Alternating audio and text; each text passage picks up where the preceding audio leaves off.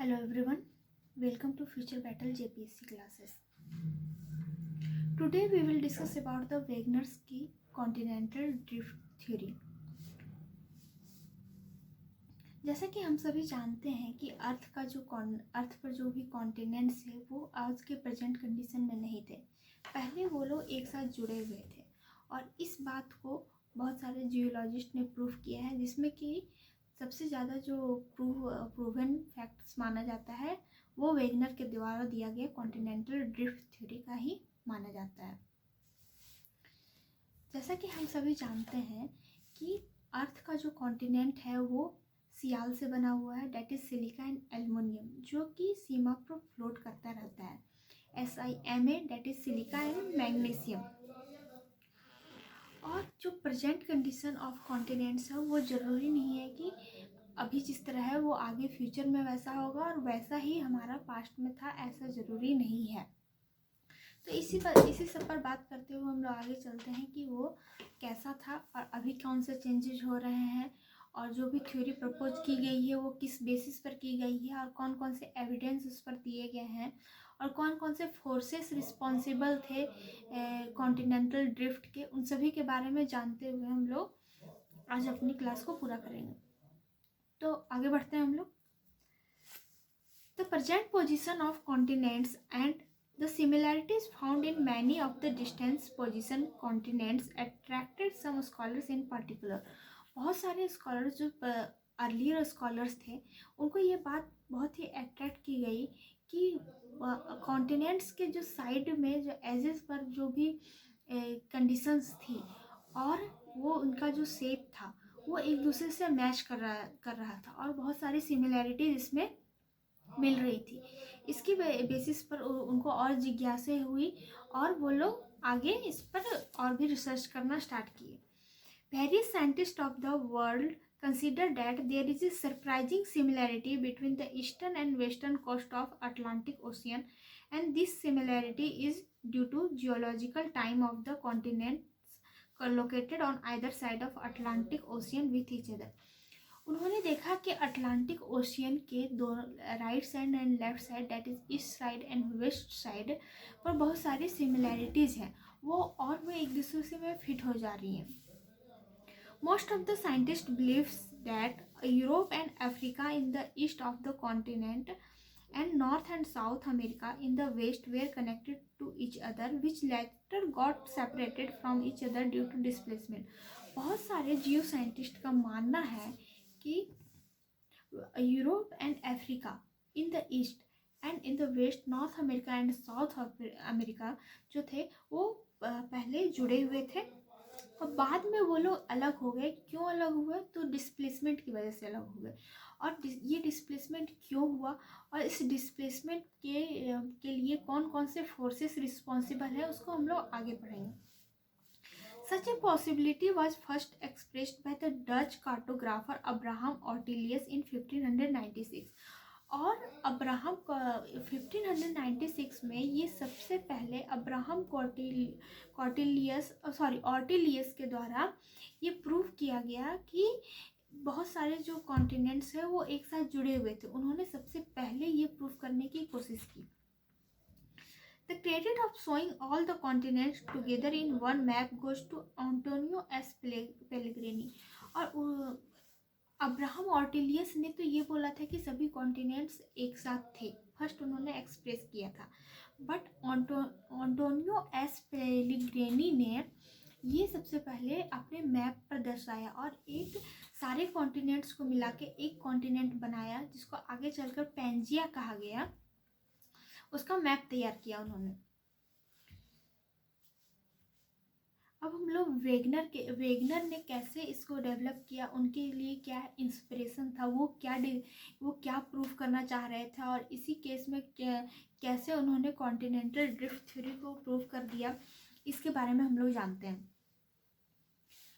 तो German scholar थे हमारे एल्फ्रेड वेगनर, जो कि जिन्होंने कॉन्टिनेंटल ड्रिफ्ट थ्योरी प्रेजेंट किया है इन 1912। सबसे पहले 1596 में हुआ था और उसके लगभग 400 साल बाद जो है एल्फ्रेड वेगनर ने इसको इसके ऊपर एक थ्योरी दी जिसको वेगनर की कॉन्टिनेंटल ड्रिफ्ट थ्योरी कहा गया। To solve the problem of climate change of the whole world, वो जो वेगनर थे वो क्लाइमेट चेंज को प्रूव करना चाह रहे थे और उससे रिलेटेड जो भी चेंजेस थे उसे प्रूव करना चाह रहे थे। बट इसी केस में इसी में आगे बढ़ते हुए उन्होंने कॉन्टिनेंटल ड्रिफ्ट थ्योरी को प्रूव कर दिया और आगे जाकर उन्होंने 1924 में इसमें कुछ संशोधन भी किया, उसमें कुछ अमेंडमेंट भी किया अपनी ही थ्योरी में और बाद में इसे रिवाइज्ड फॉर्म में फिर सबमिट किया। अब वेगनर ने कैसे इसे वेगनर्स की कॉन्टिनेंटल ड्रिफ्ट थ्योरी को डेवलप किया उसके बारे में अगर हम लोग जानेंगे तो इसके बैकग्राउंड में हम लोग देखते हैं कि क्या होता है। वेगनर वाज एक्चुअली एक क्लाइमेटोलॉजिस्ट। वेगनर जो थे वो एक क्लाइमेटोलॉजिस्ट थे। ही has been engaged in explaining the climate change on earth since ancient time on the basis of evidence and chronology. वो जो थे एविडेंस एंड क्रोनोलॉजी के बेसिस पर एंशिएंट टाइम से जो भी क्लाइमेट चेंज हो रहा था उस पर वर्क करना चाहते थे। In many parts of the world like equatorial region, south America and central Europe do not match completely opposite climate because their fossils of flora and fauna were found to be related to completely opposite climates। जो भी equatorial region है और south Africa है और central Europe, ये तीन जो reason है, equatorial region, south Africa and central Europe, ये तीनों जो है वो सिमिलर प्रॉपर्टीज़ दिखाते हैं कि क्लाइमेट कंडीशन में सिमिलर प्रॉपर्टीज़ है। बट जब उनके फॉसिल्स को स्टडी किया जाता है तो ये पाया जाता है कि उनके वहाँ पर जो प्रेजेंट फॉसिल्स हैं वो एक दूसरे से बहुत ज़्यादा डिफरेंट है। Evidence of glaciation at the continental level in South Africa coal region developed by the suppression of tropical forest in Great Belt of Central Europe to Northern China are some of the evidences। और इसी आधार पर आगे हम लोग दूसरा example अगर लें तो साउथ अफ्रीका में ही हमें कुछ ग्लेशिएशन के फॉर्म में एविडेंसेस मिलते हैं, जो कि अगर हम लोग प्रेजेंट कंडीशन देखेंगे तो वहाँ ग्लेशिएशन पॉसिबल नहीं है, बट वहाँ पे एविडेंस मिलते हैं हमें ग्लेशियर के। कैसे कैसे पॉसिबल है? ज़रूर उसमें कॉन्टिनेंटल ड्रिफ्ट हुआ होगा तभी पॉसिबल है। फिर अगर दूसरा एग्जांपल हम लोग देखें तो सेंट्रल यूरोप से लेकर नॉर्दर्न चाइना तक हमें ट्रॉपिकल फॉरेस्ट का जो कि सबमर्ज हो गया है, सप्रेस हो गया और एक कोल रीजन का फॉर्मेशन करता है, उसका एविडेंस मिलता है। तो इतना लंबा हमारा जो सेंट्रल यूरोप से नॉर्दर्न चाइना तक बेल्ट फैला हुआ है, कोल बेल्ट फैला हुआ है ट्रॉपिकल फॉरेस्ट के दबने की वजह से, तो अगर हमारा कॉन्टिनेंट एक साथ नहीं होता तो ये पॉसिबल ही नहीं था। Knowing in more detail, he also saw similarity in many types of geological structure, fossils of organisms, similarity of shape between distant continent, Africa, south America and Australia. और वो जो है Africa, south America and Australia के बीच में भी जो भी fossils वहाँ पर पाए जाते हैं उनमें भी वो सिमिलैरिटीज़ को बताते हैं। On the basis of these evidences he was convinced that, और इन सभी एग्जाम्पल, ये जो 3 एग्जाम्पल लिए उन्होंने, तीन रीजन के पर जो वहाँ पे प्रेजेंट कंडीशन और वहाँ के फॉसिल्स में अंतर, फिर दूसरा जो कोल बेल्ट हो गया वो, फिर साउथ अफ्रीका में ग्लेशिएशन और और जियोलॉजिकल स्ट्रक्चर, इन सभी के बेसिस पर उन्होंने एक कंक्लूजन ड्रॉ किए, 2 कंक्लूजन उन्होंने ड्रॉ किए। That is all continents were interconnected in very ancient time. पहला कि बहुत सारे वेरी एंशिएंट टाइम में सभी कॉन्टिनेंट्स एक दूसरे से जुड़े हुए थे। And the climate of continents has either changed और दे हैव शिफ्टेड और डिस्प्लेस्ड फ्रॉम देयर और original climatic place towards the present condition. या फिर जो क्लाइमेट ऑफ कॉन्टिनेंट्स के जो क्लाइमेट है वो या तो चेंज हो गए हैं या अभी के प्रेजेंट कंडीशन से वो पुरानी कंडीशन से वो प्रेजेंट कंडीशन में वो शिफ्ट हो गए हैं। तो कौन कौन से कंक्लूजन हो गया कि वह सब पुराने ज़माने में सभी कॉन्टिनेंट्स एक दूसरे से कनेक्टेड थे, और एट प्रेजेंट कंडीशन में हमारा क्लाइमेट चेंज हो गया है, क्योंकि वो पास्ट में जिस तरह का हमारा पोजीशन था कॉन्टिनेंट का, वो ऐसा ही प्रेजेंट में वैसा पोजीशन नहीं बना हुआ है।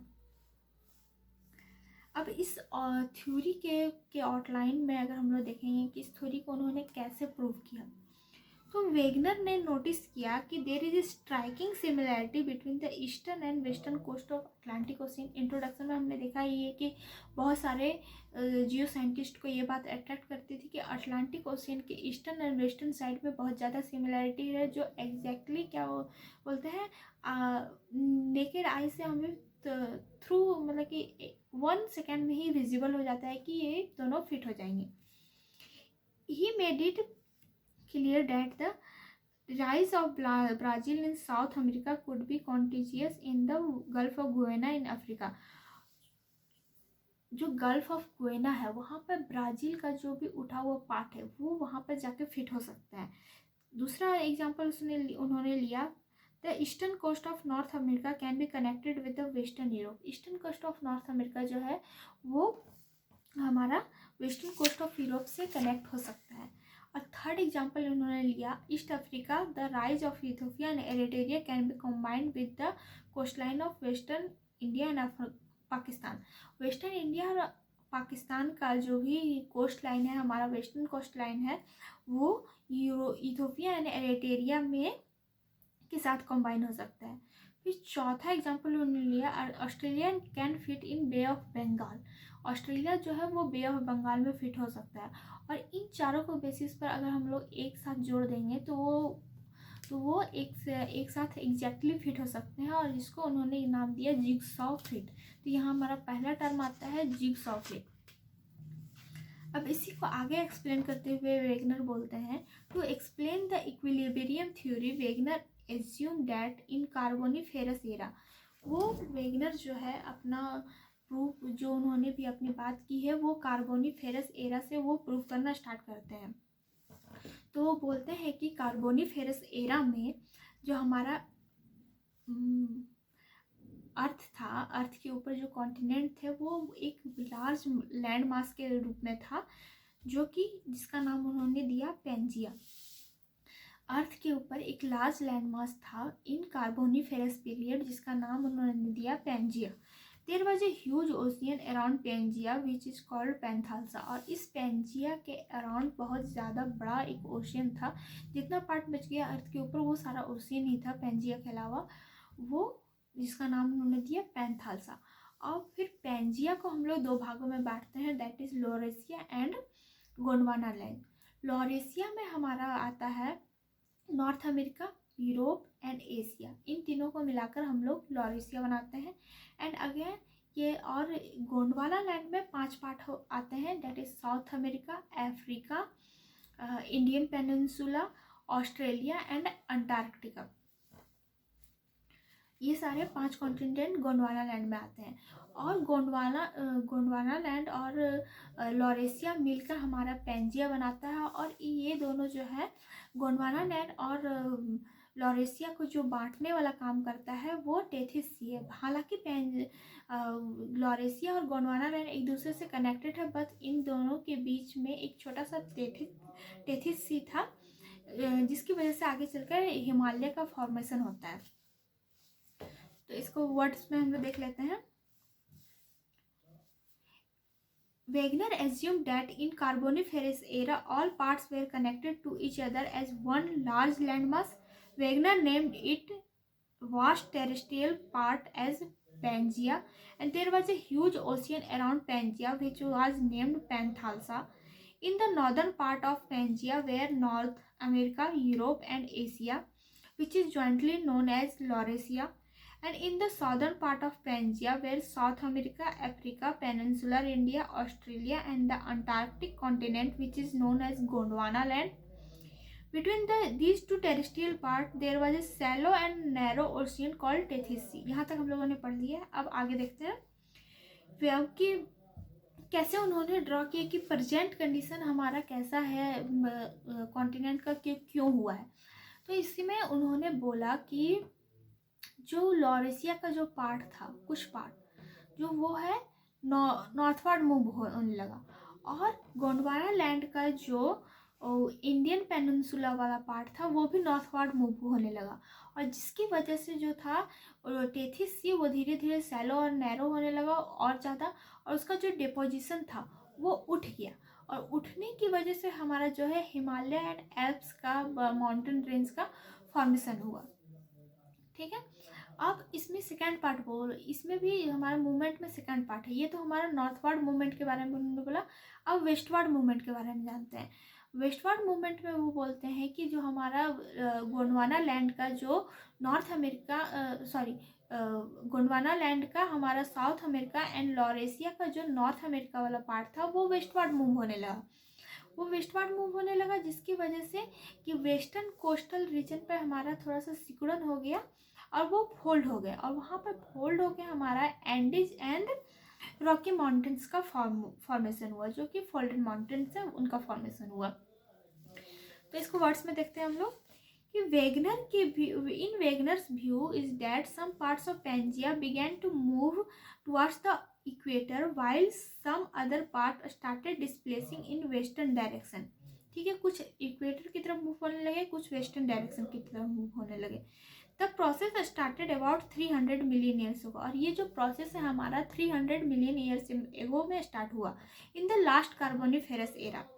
After the breakdown of the Pangaea started, और जैसे इस मूवमेंट की वजह से आगे जब स्टार्ट हो गया तो उसकी वजह से पैंजिया का जो है ब्रेकडाउन होने लगा। Laurasia in the north and the Gondwana land in the south came closer to each other and the size of Tethys Sea became smaller. Obviously, Gondwana land में ही इंडियन पेनिनसुलर था जो कि नॉर्थवर्ड मूव हो रहा था। Peninsula India also began to move northward, leading to depression deposited in the Tethys Sea and forming the Himalayas and the Alps. ठीक है, about 150 million years ago in Eocene epoch, due to westward movement of North and South America, the Atlantic Ocean was formed and it was about 1000 kilometre wide.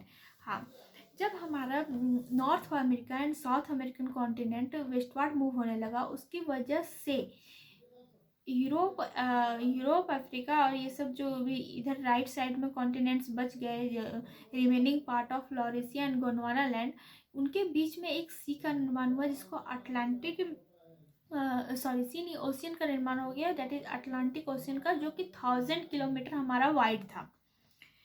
Due to westward displacement of North and South America, the western edge of this continents folded. ठीक है, वो western as जो हमारा था वो fold हो गया और रॉकी एंड एंडीज रेंज का फॉर्मेशन हुआ। In the Pleistocene epoch, about 5 to 6 million years ago, the continents assumed the shape almost similar to the present position. जो हमारा चेंजेस 300 मिलियन ईयर्स एगो में स्टार्ट हुआ था, वो 5 to 6 मिलियन ईयर्स एगो में जो हमारा प्रेजेंट कंडीशन है अभी, उस बेसिस पर हमारा आके स्टॉप तो नहीं हुआ, लेकिन वो थोड़ा सा स्लो डाउन हो गया, और 5 to 6 मिलियन ईयर्स एगो से लेकर अब तक प्रेजेंट में जो हमारा प्रेजेंट पोजीशन है वो बना हुआ है। लेकिन अभी भी कुछ मूवमेंट के हमें कहीं एविडेंस मिल जाते हैं।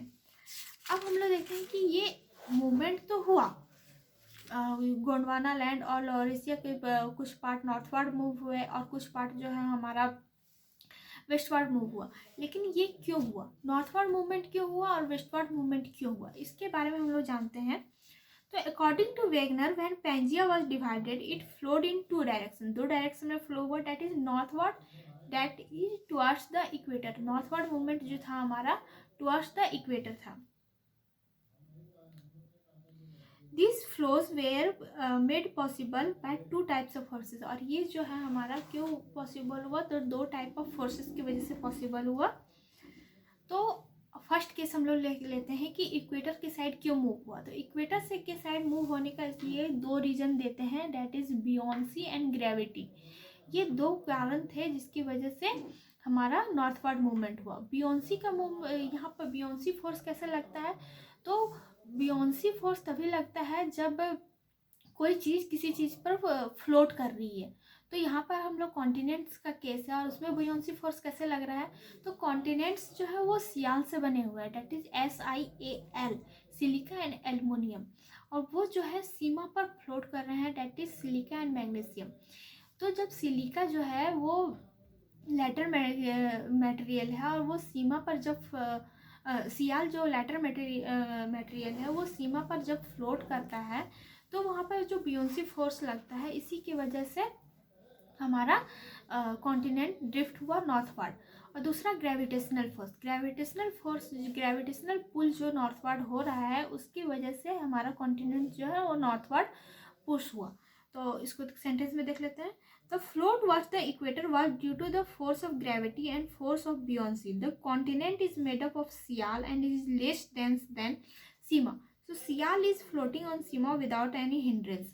यहाँ पर विदाउट एनी हिंड्रेंस को भी नोट करने का ज़रूरत है कि सियाल जो है, जो सबसे पहले वेगनर ने थ्योरी प्रपोज की तो उन्होंने बोला कि सियाल जो है वो सीमा पर विदाउट एनी हिंड्रेंस फ्लोट कर रहा है। बट आगे चलकर उन्होंने ये बात अपने खुद ही कॉन्ट्राडिक्ट की और खुद ही इसमें चेंजेस किए कि सियाल जो है वो सीमा पर कुछ हिंड्रेंस के थ्रू फ्लोट कर रहा है। तो यहाँ पर उनके ही थ्योरी में थोड़ा सा कॉन्ट्राडिक्शन हो जाता है, जिसको आगे चलकर कुछ जियो साइंटिस्ट इसे क्रिटिसाइज भी करते हैं। उसको हम लोग आगे पढ़ेंगे, क्रिटिसिज्म ऑफ द वेगनर्स थ्योरी में उसको हम लोग पढ़ेंगे। अब हमारा वेस्टवर्ड फ्लो क्यों हुआ, इस पर जो पॉइंट दिया जाता है वो है tidal force generated by the sun and the moon. जो अर्थ, सन एंड मून है वो रोटेट करते रहती है और रिवॉल्यूशन में इन्वॉल्व रहती है और रोटेशन में इन्वॉल्व रहती है, जिसकी वजह से जो टाइडल फोर्स क्रिएट होता है वो रीज़न दिया गया वेगनर के द्वारा कि इसी की वजह से वेस्टवर्ड मूवमेंट हो रहा है। The westward flow of the continent is believed to be due to the tidal force of the sun and the moon. Earth rotates from west to east direction. Earth का जो rotation है वो west to east direction है।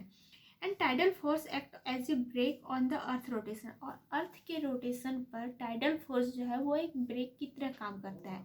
और जब ये break लगता है तो अर्थ तो रुक जाता है, बट जो कॉन्टिनेंट्स जो फ्लोट हो रहे हैं वो मूव करते रह जाते हैं।